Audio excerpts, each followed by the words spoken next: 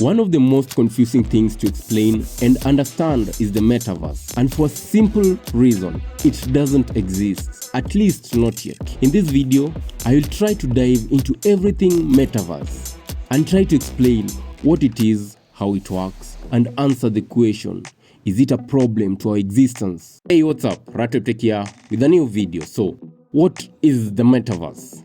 In a simplified term, the metaverse is cyberspace, and 90% of the time you will ever refer to the term meta, it will probably mean cyberspace. First coined nearly 30 years ago by author Neil Stephenson, the metaverse has entered our vocabulary in a complicated way.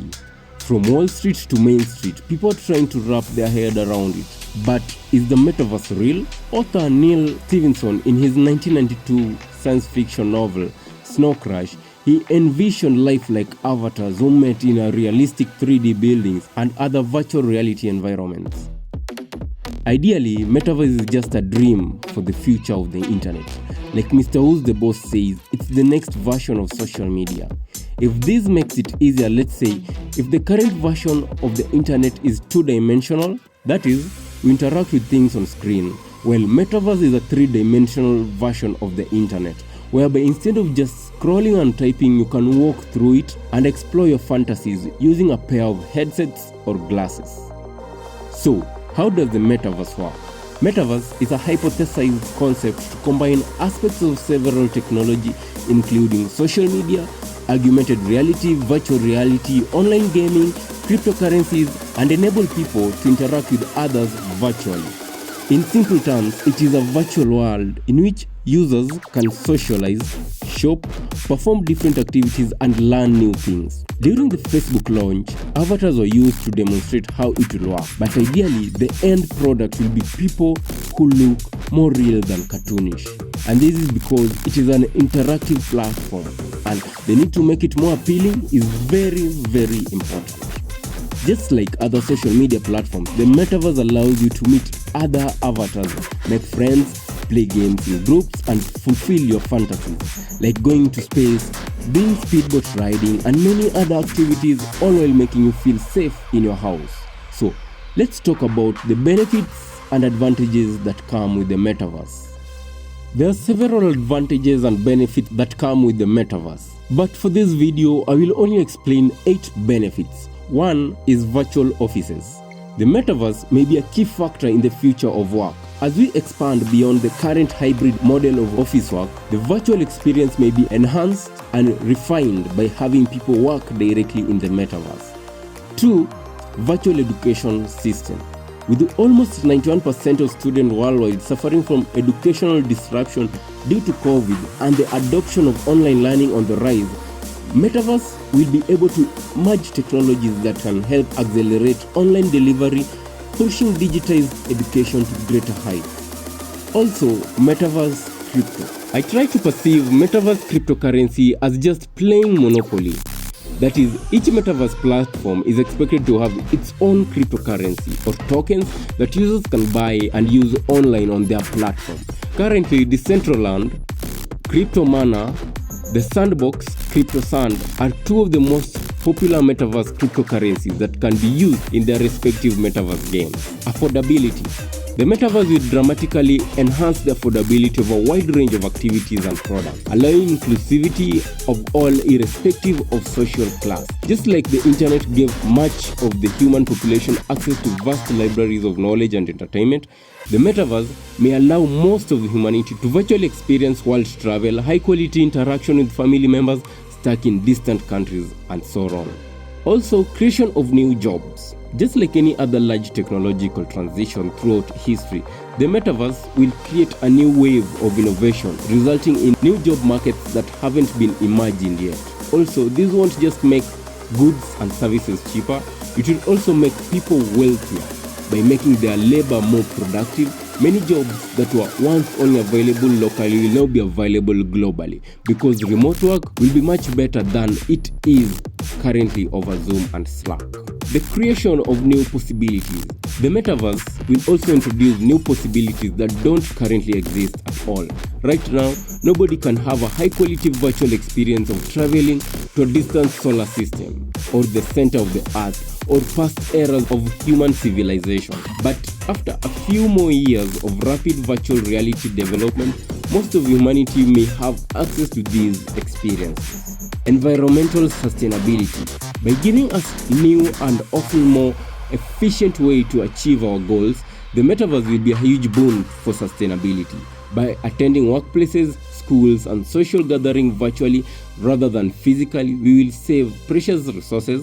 Zuckerberg points out, dropping our daily commutes will mean less time stuck in traffic and more time doing things that matter. Actually, if you travel for work and working in the metaverse means that you take one less flight each year, that's probably better than anything else you can do for the environment. Finally, games move to the metaverse. A metaverse game is one that allows millions of players to interact with one another within a single virtual world. Roblox, Fortnite, Acknowledger, Crucial Network are some of the metaverse games that are currently available. Up to this point, we have been able to understand the metaverse and the possibilities, the benefits, and the advantages that it comes with. The ability to teleport and do anything that you would want to do, anywhere you would want to experience it, not forgetting the business opportunities that come with it. So, answering the question, what problems does the metaverse come with? The metaverse is pretty scary, and there are 4 key things that we all need to be very mindful about. 1. Data collection or data mining. Like, let's face it, Facebook has had a very rocky relationship on how it handles user data in the past. For instance, the 2016 Cambridge scandal, 2013 shadow profiling, and how over 6 million users' data were exposed, and many other more scandals that lead to billions of users' data being exposed and sold. More on that, link in the description. And in the case of Meta, where we become the digital version of ourselves, and that our data is not just about photos we choose to share, but are about everything we do while in it. From how we address our digital selves, what we like, conversations we want to hear, then we are going to put a whole new level of trust on Facebook, now Meta, that doesn't really reveal how exactly they use this information. We are talking about data collection on the level of measuring your brain activity, and pretty sure you wouldn't give even your family that. And here we are talking about giving it to a company like Meta. Another thing is being shown only those things you want to believe. We are talking of companies developing digital versions that are indistinguishable from reality. And we have seen how this affects how we interact with the internet, from what we want to see to what the algorithm shows us and what it makes us believe. And taking this into the meta, then it's kind of alarming. For instance, if I don't want to believe that COVID is real, then my digital version will only show me that it doesn't exist. And if I only prefer one brand to the rest, then in my metaverse, that's all I will see. And it gets even worse if you don't know, for instance, what someone is saying is actually a person or just the algorithm doing its thing, all in the name of ensuring you spend most of your time on the platform. As a result, see more relevant adverts. Thirdly, we have cybersecurity and cyberbullying. We have talked about how much data will be collected, and that doesn't mean it will be 100% secure. Companies face cyber attacks on day-to-day basis. And what if someone hacks your friend's account, or maybe your account? Or what about cyberbullying, where these are things that we currently experience, but by having a digital version of ourselves that are hardly indistinguishable from us, then its impact just multiplies. Another huge problem will be content moderation. Facebook currently has lots and lots of warehouses worldwide, with people constantly scanning and moderating what people post and share. And while this is already cumbersome, it is still easy to do because it only involves written posts, which with the help of the algorithm and programs and filters, they are able to try and manage these harmful posts.